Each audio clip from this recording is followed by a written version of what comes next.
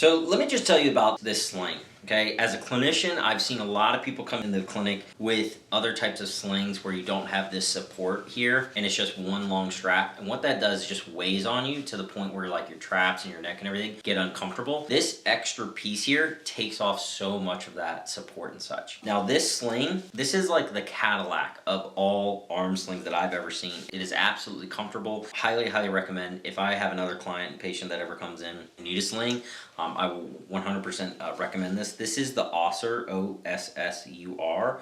This is the shoulder form fit brace with abduction pillow. This has been absolutely great. So this came with this abduction pillow and a ball, okay?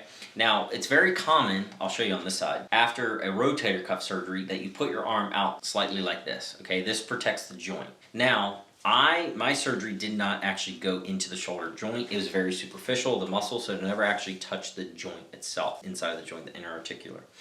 Now, because of that, if you can imagine, the pec, actually the clavicular head, it helps raise your arm. And as it's actively doing that, we're also getting some of that into a stretch as well, which we don't want to do. We want to keep it protected, nice and, inside into our stomach. So for this, I'm not going to be using this under my arm like this, okay, like I would, say, if I had a rotator cuff repair. Now, that does not mean just toss this out of the way. There's a lot of uses for this that I think a lot of people would just neglect, and had I not kind of, know what I know, maybe I would have neglected it as well. Number one, if you're ever at a spot that you're leaning back, one thing you want to do is you want to protect your arm. And in order to protect your arm, you have safe zones after a shoulder surgery. Okay, you have A, B, and C, where A is the most safe, B, and then C. And by certain times throughout your recovery, you don't want to go into safe zone B or C. One of those safe zones is C, is where you're into hyperextension, where your arm literally comes behind the plane of the body. And that is the C zone, okay?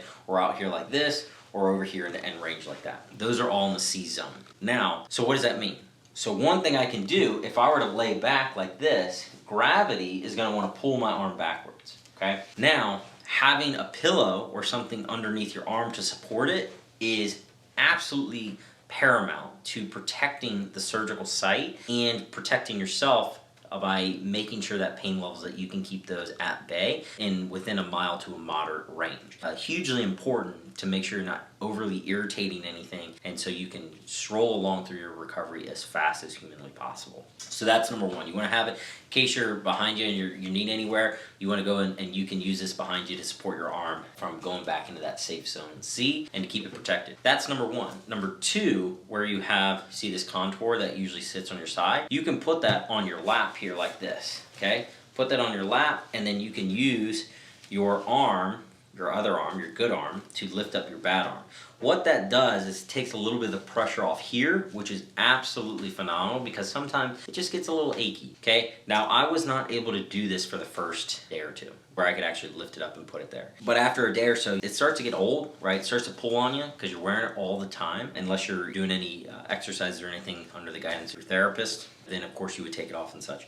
But this does help. It takes a little bit of that stress off so your arm can feel like it can just relax and move a little bit more free, where something isn't just hanging down on all the time. Those are the 2 points. It does come with a ball. The ball, for me, was kind of annoying just because it was harder to squeeze than I really wanted, and I just found it was just easier for me to just squeeze my own fingers. Now, as far as getting the sling on and off, there is, so on the left side, right, because mine's on the left, you're gonna have blue. If you're on the right side, I imagine it's gonna be the flip, which I believe is white. But there's two here that cinch this together that you're gonna take on and off like this,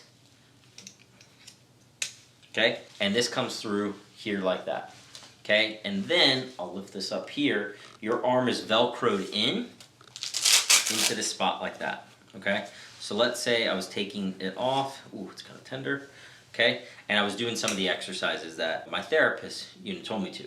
Now, one thing you want to do is you still want to move your wrist up and down like this, turn and such as much as you can, but then you want to passively start bending and extending your arm. Reason being you want to do that is the elbow is the fastest freezing joint in the body. You want to make sure it doesn't get locked up, okay? So you want to make sure that we are going into that, that full range and extension and flexion every single day. Even if it's just passively using your good arm to just passively do that. Now, for me, getting to that end extension, you have to go through a few reps to start slowly getting it in there. Then, as far as putting the sling on, you have it like this. What you want to do is you want to put it through your side here like that, okay?